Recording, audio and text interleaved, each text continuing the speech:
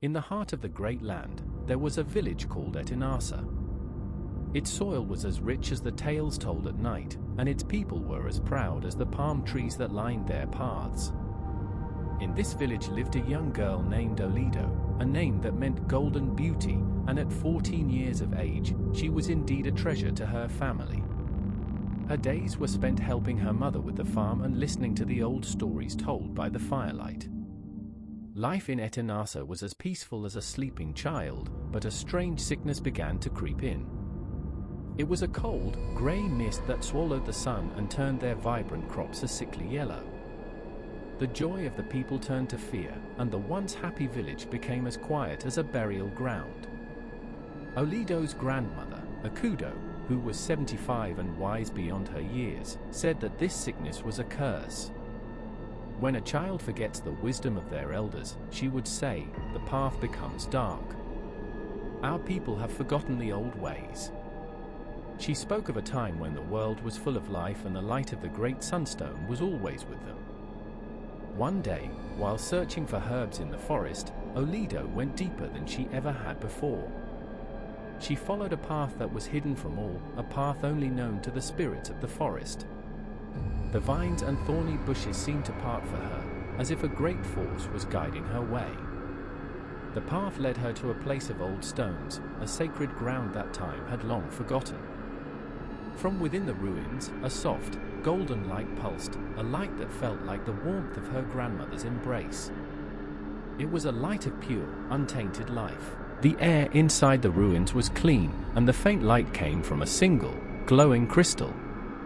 This was no ordinary stone. It pulsed with a warmth that made Oleado's heart beat with a new rhythm. It was a golden glow that danced on the stone walls, bringing life to the ancient carvings. As Oleado's fingers brushed the surface of the crystal, a jolt of energy shot through her, not of pain but of power. The carvings on the walls, which showed a sun-like symbol and a flowing river, began to glow with the same golden light. A quiet voice seemed to whisper to her, like a gentle wind on a hot day. A vision flooded her mind. She saw a land of lush, green fields and tall, strong trees, a place where the sickness had no power. She saw the same crystal, but it was at the center of a much greater stone, and a stream of golden light flowed from it, feeding the land and the people. The vision faded, leaving Oleado with a clear purpose. She knew, in her heart of hearts, that this crystal was the key to saving her village. It was a small light in the great darkness, a seed of hope in a barren land. She thought of the Igbo proverb her grandmother always told her, a child's journey begins with a single step. She had taken her first step, and now she had to follow the path it had shown her. The crystal in her hands was a sign of a greater calling. Oleado carefully took the crystal from its resting place. The moment she held it, the ruin went dark. It was as if the light of the crystal was its only life. She held it close to her chest, its warmth a constant reminder of the great task ahead of her. As she hurried back through the forest, the sickness seemed more threatening than before. The trees she passed looked weak, their leaves a pale, sickly green. The once familiar forest felt like a place she no longer knew, a place waiting to swallow her. When she arrived at her grandmother Akudo's hut, the old woman looked at her with knowing eyes. Oleado pulled the crystal from her bag, and her grandmother gasped, tears of joy filling her eyes. "The Lamina crystal!" Akudo whispered, her voice trembling. "The heart of the great sunstone. It is a gift from the gods, a sign that we have not been forgotten." Akudo explained that the sunstone, the very soul of their land, was shattered long ago during a great battle between the spirits of light and darkness. The old woman explained that the crystal was the key to healing the sunstone. It was a long journey, filled with dangers and trials, but it was the only way to save their people from the sickness. "The path of a warrior is never easy," she said, "but the reward is worth the sacrifice." Akudo pulled out an old map, drawn on a faded piece of cloth. It had been passed down from her great-great-grandmother, a map filled with the wisdom of the ages. She pointed to a path that led through the Serpent's Pass, a place of great danger and dark magic. The path to the Sunstone is a test of a person's spirit, she said. The map is a guide, but your heart will be your true compass. The path would take Oleado across the Whispering River and through the shadowy scorched woods, places of great power and secrets. Oleado felt a mix of fear and excitement. She had never been more than a few days' walk from her village. The thought of leaving the safety of Etinasa was terrifying, but the image of her people suffering was even more so. She knew she had to try. Akudo gave her a small, leather-bound journal. It holds the stories of our ancestors, their strength and their courage. You may find wisdom in it on your journey, she said. Oleado clutched the journal and the crystal tightly, a silent promise to her people that she would not fail them. The journey of 1,000 steps begins with one, Akudo said with a wise smile. Just as a yam seedling knows to reach for the sun, so must you reach for the sunstone. Your path is clear. Before the sun had even fully risen, Oleado prepared for her journey. She took a small bag with dried meat, a water skin, and a spare tunic. She hugged her grandmother Akudo, the silent tears of both women speaking more than any words could. I will return, Mama, Oleado promised, her voice filled with a conviction that surprised even herself. I will bring the light back. Akudo smiled, her eyes filled with pride. I know you will, my child. Remember this proverb, he who is well loved by the spirits does not walk alone. You carry the love and hope of our people with you. Oleado took a deep breath, the sickness in the air now a clear and present enemy. She took one last look at her village, the familiar huts and the faces of her people who had entrusted her with their future. With a heart full of hope and a mind full of determination, Oleado turned her back on Etinasa and headed north, towards the mountains and the promise of a brighter future. Her journey had begun, and she knew that with every step, she was walking away from the girl she used to be. Oleado walked for several hours, the whispers of the forest a soft song in the air. As the sun began to set, she found a sheltered clearing to rest. She made a small fire and laid down, the warmth of the lumina crystal tucked into her bag a comfort against the growing cold. She fell into a deep sleep, her dreams filled with her village and the journey ahead. Suddenly, Oleado gasped, waking from her slumber. A figure stood over her, a kind smile on her face that looked just like her grandmother, Akudo. Oleado, my child, you have strayed from the path, the figure said, her voice sweet and familiar. You should not be here. The path ahead is too dangerous. Oleado, still groggy from sleep, thought it was truly her grandmother. But the lumina crystal she carried felt unnaturally cold, a sharp, silent warning against her skin. A knot of unease formed in her stomach. How are you here, Mama? Oleado asked, her voice trembling. The woman's smile tightened, her eyes flashing with a cold light. I am here to guide you, to bring you home, she said. The foolishness of children must be protected. Oleado's grip on the crystal tightened. The coldness was now a deep, throbbing ache. She knew it was a trick. You are not my grandmother, Oleado said, her voice firm. My grandmother would never tell me to give up. The figure's face twisted into a mask of pure hatred, her form flickering like a dying flame. You are more foolish than I thought, she hissed. I am Ezin, a witch of this forest. And you will not pass. Oleado pulled the crystal from her bag. Its light, once a gentle glow, now blazed with a fierce, blinding light. The witch shrieked in pain as the light burned her shadowy form. Ezin vanished into the air, leaving behind only the scent of smoke and decay. The crystal's warmth returned, a silent promise of her strength. Oleado had faced her first test of courage, and she had passed. Oleado continued on her journey, the crystal in her hand, its glow a constant friend. She had passed the test of deception and now felt a renewed sense of purpose. She pushed forward, her heart pounding with a new rhythm, a beat of strength and courage. The path grew steeper, and the trees gave way to gnarled bushes and sharp, rocky trails. She had reached the foothills of the Serpent's Pass, a place of great danger and dark magic. The air grew cold, and an unsettling quiet filled the air. Oleado felt a growing sense of fear. The pass was unnaturally silent, a silence that made her heart pound in her chest.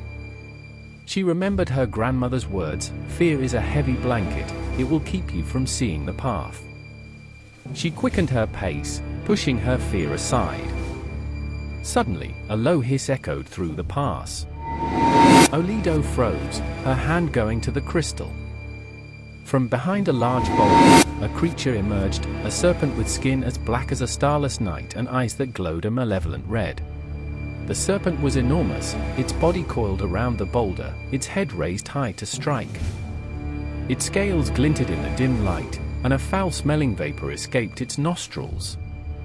Oleado's mind raced, searching for a way to escape. The path was too narrow to run, and there was nowhere to hide. She remembered Akudo's words, "The heart of Etinasa beats within you. Do not let the darkness extinguish your light." She took a deep breath, clutching the crystal. The crystal's warmth seemed to intensify, and she felt a surge of courage. She took a step forward, her eyes locked on the serpent's. The serpent seemed to be taken aback by her courage, its hiss faltering. Oleado slowly pulled the crystal from her bag. The moment the crystal was exposed, its golden glow intensified, shining with a blinding light. The serpent recoiled, its red eyes narrowing in pain. The golden light seemed to burn its evil, shadowy form. With a final, pain shriek, the serpent turned and slithered away, disappearing into a crack in the rock. Oleado stood there for a moment, her legs trembling, before she finally let out a long breath she didn't realize she had been holding. She had faced her first great challenge and won. As Oleado's journey continued, her water skin grew lighter and her thirst grew heavier. The familiar landscapes gave way to a desolate, rocky gorge, and the air felt dry and still. Her body ached, and her mind was consumed by the need for water. She stumbled around a bend and saw it, a river. Its water was a dark, inviting blue, its surface like polished glass. She rushed forward, dropping to her knees at the edge, desperate to drink. She was so consumed by her thirst that she didn't notice the strange, lifeless silence. Just as she was about to cup her hands to drink, a voice, soft as a gentle wind but sharp with urgency, echoed in the air. "Oleado, look at your map." The voice, faint and fading, was her grandmother's. Oleado froze. The words filled her with a sudden, chilling dread. Why would her grandmother's voice be here? A deep sense of foreboding settled in her stomach. Her thirst forgotten, she reached into her bag, her fingers fumbling with the leather-bound map. She unrolled the map with trembling hands. Her eye scanned the familiar lines and symbols until she saw it, a small, dark river with a chilling symbol next to it, a tiny skull and crossbones. "The River of Death," she gasped, her hand shaking as she leaped away from the bank as if it were on fire. The river water seemed to hiss as she backed away, its tranquil surface now looking like a grave. She quickly took her empty water skin and sword, and ran for her life, her heart pounding with a newfound understanding of the dangers that lay hidden in plain sight. After her narrow escape from the River of Death, Oleado continued her journey, her steps now more careful and her eyes constantly on her map. The experience had taught her to trust not only her intuition but also the wisdom her grandmother had imparted. She walked for several more days, the landscape slowly changing from rocky terrain to a lush, green valley. A rushing sound filled the air, the sound of the whispering river. The water was clear and fast-flowing, its surface reflecting the blue sky. The map indicated a crossing point, a series of ancient, moss-covered stones that jutted out from the water. The stones were slippery, and the current was strong, but it was the only way across. Oleado carefully stepped onto the first stone. The water swirled around her feet, and she could feel the powerful current tugging at her. She took another step, her heart pounding in her chest as she carefully balanced on the slippery surface. Suddenly, she misjudged her footing and slipped. The strong current pulled her into the water, and she lost her grip on the crystal. It went flying from her hand, a flash of gold before it disappeared into the rushing water. Oleado panicked. The water was cold and deep, and she thrashed against the current, desperate to find the crystal. She dived under, her eyes wide as she searched for the golden glow, but the riverbed was a murky chaos of rocks and silt. She was pulled back to the surface, gasping for air.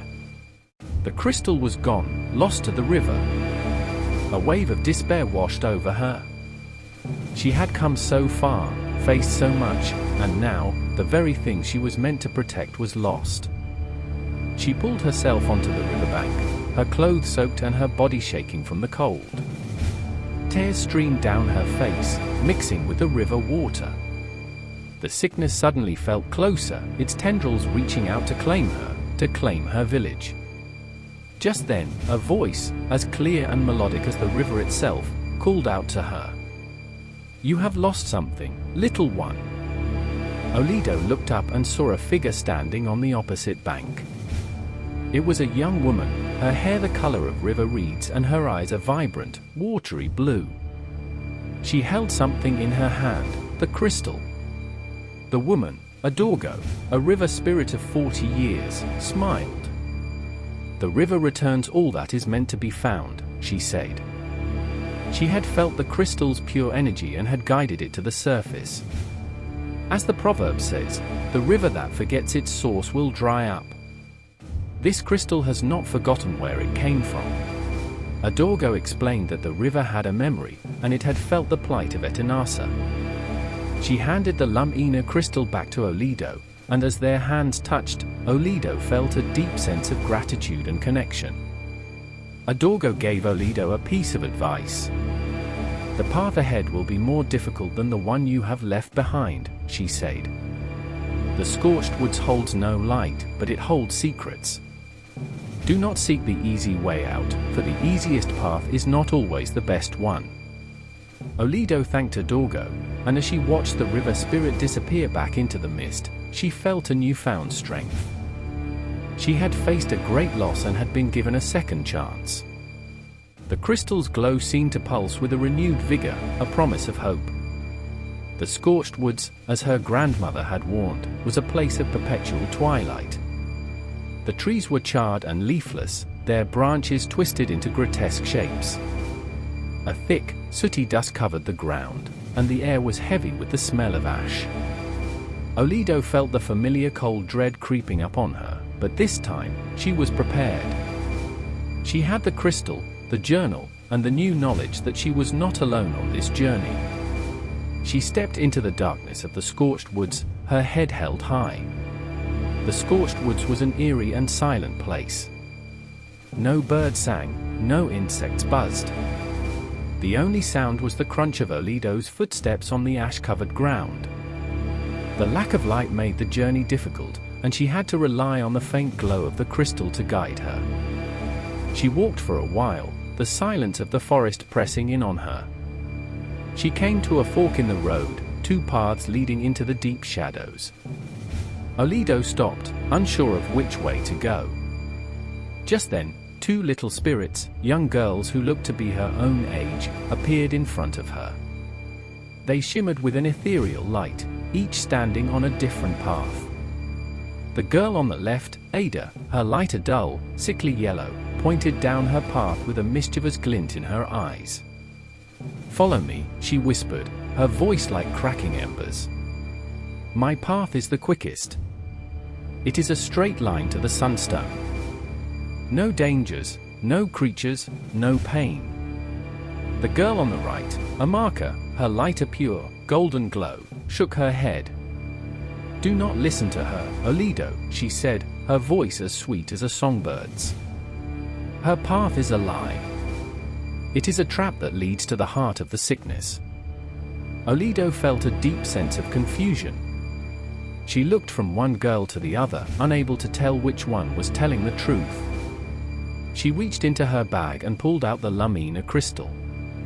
The moment it was exposed, it pulsed with a blinding, golden light.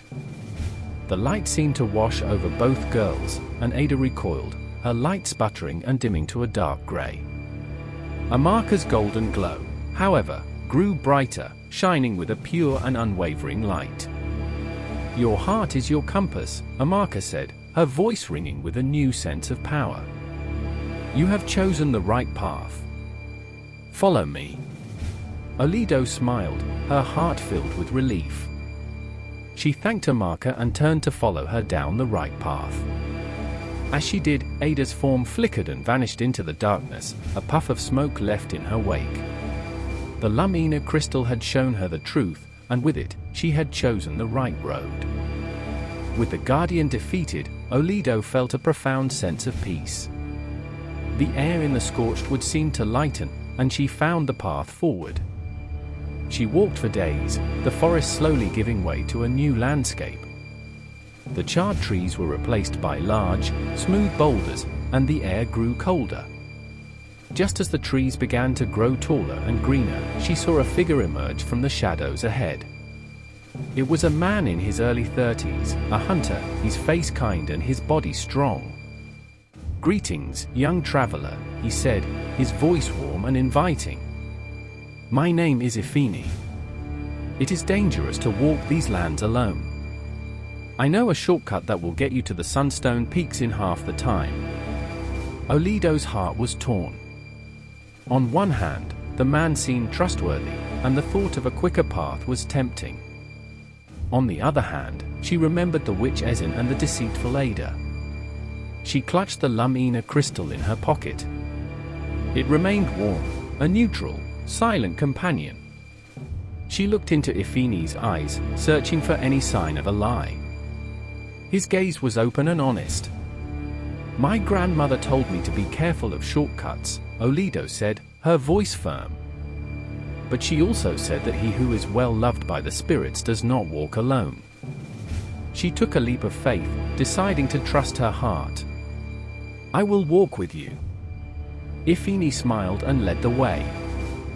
He was true to his word, guiding her through a winding path that avoided the most treacherous parts of the forest. He shared his food and told her stories of the land, his words painting a picture of a world full of magic and wonder. Oleado knew she had made the right choice. The Sunstone Peaks were in sight, a majestic range of mountains whose peaks seemed to touch the sky. They were a breathtaking sight, their rocky slopes reflecting the sunlight like a million shattered mirrors.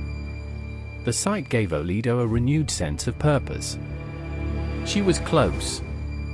She could feel the power of the sunstone, a deep, resonant hum in the earth beneath her feet. The crystal pulsed in her bag, its glow stronger than ever. It was a beacon, a compass guiding her to her destination. As she began to climb, the path grew steeper. She had to use her hands and knees to scramble over the rocks, her muscles aching and her breath coming in ragged gasps. The cold wind bit at her skin, and she pulled her cloak tighter around her. She thought of her grandmother, her stories, her wisdom. She thought of the sickness, of the village waiting for her. She had a purpose, a mission. And she would not stop until it was complete. The young goat does not eat the elders' food, she remembered, and her purpose felt even more important, to restore what was lost to the elders. The climb was relentless.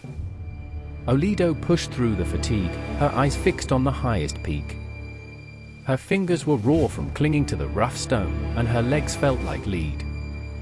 She had to rest often, catching her breath and taking a sip of water from her nearly empty water skin. She found a small, sheltered cave to spend the night. As she sat down, she opened the journal her grandmother had given her. She read a story about a great warrior who had lost his way in the mountains, his spirit broken by the unending climb. The story explained that the mountain was a test of patience and perseverance. The warrior had to learn to find strength not in his muscles, but in his spirit. He had to stop fighting the mountain and instead, become one with it. Oleado understood.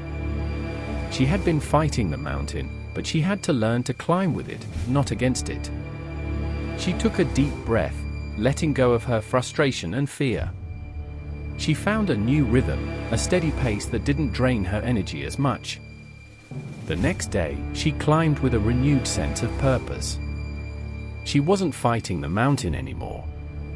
She was working with it. The climb was still difficult, but she was no longer exhausted. She was moving with purpose, each step a testament to her determination. As she climbed higher, the air grew thinner and the temperature plummeted. She saw a small patch of snow on a sheltered ledge, a sign of her altitude. The peaks were closer than ever, and she could almost taste the crisp, clean air. She came across a small, hidden fissure in the rock face, and curiosity overcame her. The fissure was just wide enough for her to squeeze through. She looked down and saw a spiral staircase leading deep into the mountain, lit by a soft, ethereal light. Oleado knew it was the way. It was the secret path the journal had spoken of, the path that would be revealed only to those who had passed the test. She squeezed through the fissure and began her descent, the lumina crystal in her hand, its golden light guiding her. The stairs were made of smooth, polished stone, and they spiraled down into the heart of the mountain. The air grew warmer, and the light grew stronger. The walls were covered in the same carvings she had seen in the ruin, the symbols of the sun and the river. Oleado felt an electric current in the air, a hum of pure, unadulterated energy. It was the Sunstone. She was close.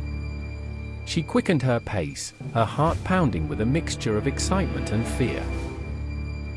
The staircase opened into a vast, cavernous chamber. At its center, a colossal crystal, the size of a small house, stood on a raised platform. It was cracked and fractured, its surface a network of lines, and it pulsed with a faint, dying light. This was the Sunstone. The air in the chamber was heavy with a sense of loss and decay. The sickness had reached this far, its silvery tendrils clinging to the walls and the floor. It was a silent, creeping evil, feeding on the dying light of the Sunstone. Oleado's heart sank. She had come all this way, but it was almost too late. The sickness had almost consumed the Sunstone, and with it, the last hope of her world. A wave of despair washed over her, a deep and powerful sorrow that threatened to consume her.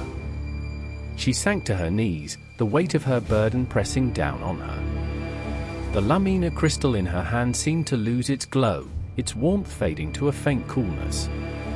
She felt a profound sense of failure, a feeling that she had let everyone down. Just then, she remembered her grandmother's words, "The heart of Etinasa beats within you. Do not let the darkness extinguish your light." She looked at the dying Sunstone, and she knew she had to try, even if there was only a slim chance. Oleado stood, her knees trembling, and walked towards the Sunstone. She held the lumina crystal out in front of her, its faint glow a stark contrast to the Sunstone's dying light. As she approached, the sickness seemed to recoil, its silvery tendrils hissing in protest. She reached the base of the Sunstone and placed the lumina crystal into a small, empty slot at its core.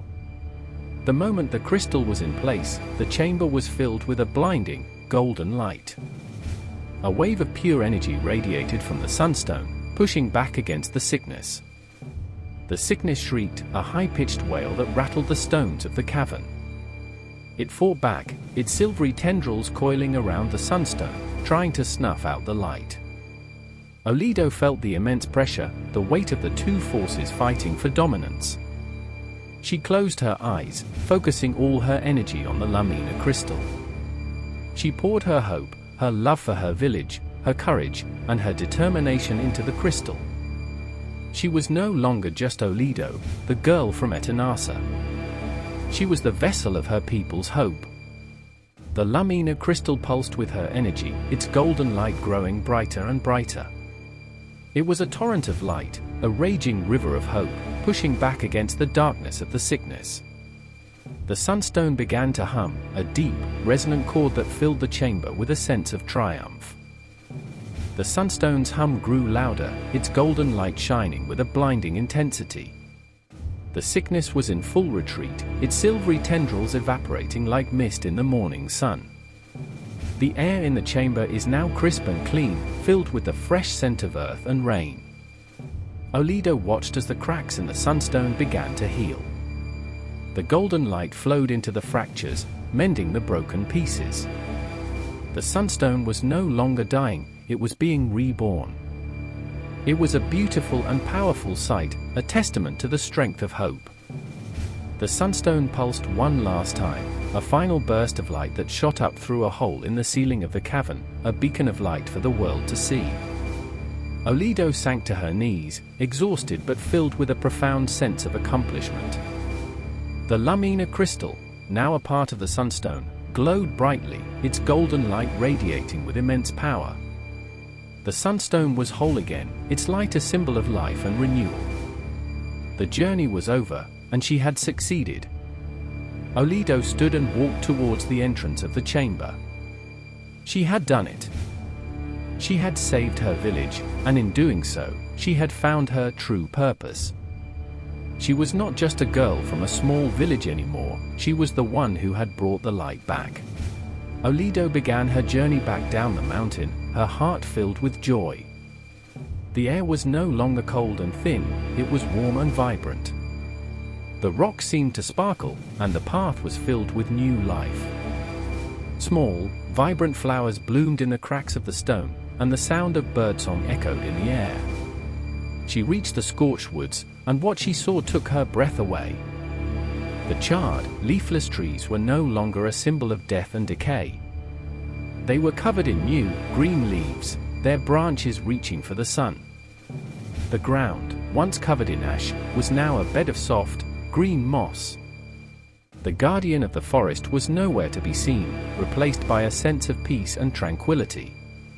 The scorched woods was reborn, its darkness replaced by a vibrant light. It was a symbol of her journey, a testament to her courage. She continued through the forest, the familiar path now feeling new and alive. She saw small animals scurrying through the undergrowth, their eyes filled with a new light. The forest was no longer a place of fear, it was a place of magic and wonder. Oleado felt a deep sense of connection to the world around her. She had been a part of its healing, a small piece of a greater whole. She had not only saved her village, but she had also brought a new life to the world. She reached the Whispering River, and a Dorgo was there, her eyes shining with joy. "You have done it," she said, her voice filled with admiration. "You have brought the light back." A Dorgo's river flowed with a new energy, its current strong and full of life. Oleado crossed the river, her feet feeling light as a feather. She said her goodbyes to a Dorgo, promising to return one day. A Dorgo smiled, a silent promise in her eyes. The river would always remember her. As she entered the Whispering Woods, the sickness was gone. The silvery mist had vanished, replaced by a clear, vibrant air. The trees stood tall and proud, their leaves a rich, dark green. The woods were alive with the sound of birds and the rustling of leaves. The path she had taken just a few weeks ago was now filled with life. She saw new flowers blooming, their colors a vibrant tapestry of reds, blues, and yellows. The woods were no longer whispering with a sense of dread, but with a happy, joyful hum. Oleado felt a tear of joy trace a path down her cheek. She was home. The journey had been long and difficult, but it was worth it. She had done what she had set out to do, and the world was now a better place for it. Oleado walked out of the Whispering Woods and saw her village in the distance. The sight was a dream come true. The roofs of the huts were no longer grey and decaying, they were bright and vibrant. The fields, once a barren wasteland, were now a rich, verdant green. The villagers saw her and ran towards her, their faces filled with relief and joy. Her grandmother Akudo was at the front, her eyes shining with tears of pride. They hugged her tightly, their cheers and shouts a happy song that filled the air. Oleado told them of her journey, of the Lumina crystal, of the sunstone, and of the light she had brought back. They listened with a sense of wonder and awe, their faces filled with hope. They knew that their world was no longer under threat. The village of Etinasa was not just safe, it was thriving. The crops grew taller and stronger than ever before. The herbs in the woods were more potent, and the animals were more plentiful. The village was filled with a new sense of purpose and a deeper sense of community. A single broomstick can be broken, but a bundle of them is unbreakable, Akudo said with a knowing look. Oleado was no longer just a girl from a small village, she was a hero. Her name was spoken with respect and reverence. She had brought back the light, and in doing so, she had become a symbol of hope and a legend in her own time. The days that followed were filled with celebration. The Harvest Festival, once a predictable affair, was now a vibrant, joyous event. The villagers danced and sang, their laughter a melody that echoed through the woods. The food was plentiful, and the wine flowed freely. Oleado found a new purpose. She was no longer just an herb gatherer, she was a leader. The villagers came to her for advice, their faces filled with trust. She helped them to rebuild their homes, to replant their fields, and to learn the new ways of the world. She realized that her journey was not just about bringing back the light. It was about bringing back hope.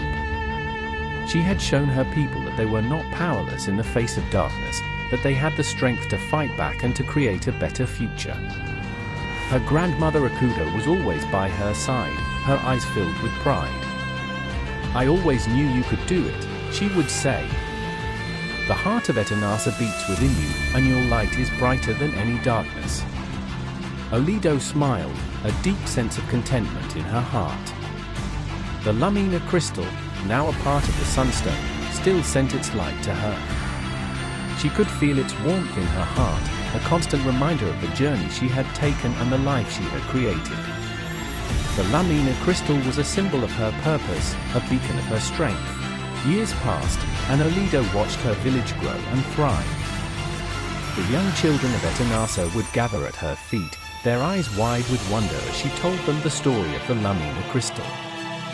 They would listen, captivated, to the story of the girl who saved their world. She taught them to respect the magic of the world, to love the land, and to never give up hope. She taught them that the greatest strength was not in their weapons, but in their hearts. She showed them that even the smallest light could banish the deepest darkness. The sickness was now a distant memory, a legend spoken of in whispers.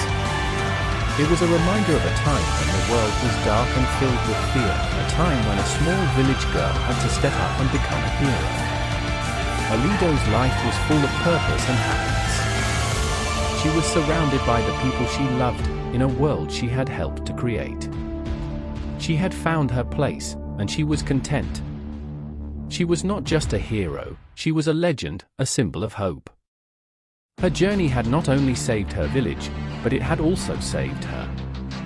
It had shown her who she was, what she was capable of, and what she was meant to do. She had brought the light back, and in doing so, she had found her own light. She was a beacon of hope, a symbol of strength, and a testament to the power of a single person to change the world. The story of Oleado, the child of the Sunstone, will be told for generations to come, a reminder that the greatest magic lies not in a crystal but in the courage of a single heart and the strength of a community. The village of Etinasa, forever vibrant, stands as a living symbol of the light she brought back, a light that was always within her. Thank you for joining me on this extraordinary journey with Oleado, a brave girl from the vibrant village of Etinasa. We followed her incredible quest as she transformed from a simple farm girl into a beacon of hope for her people, battling a relentless sickness that threatened her home. With unwavering courage, Oleado ventured forth to restore the legendary Sunstone, confronting witches, treacherous paths, and the whispers of her ancestors along the way. Her tale is a powerful reminder that one heart, fueled by hope and community, can ignite profound change. Do you believe one person can truly shape the fate of many?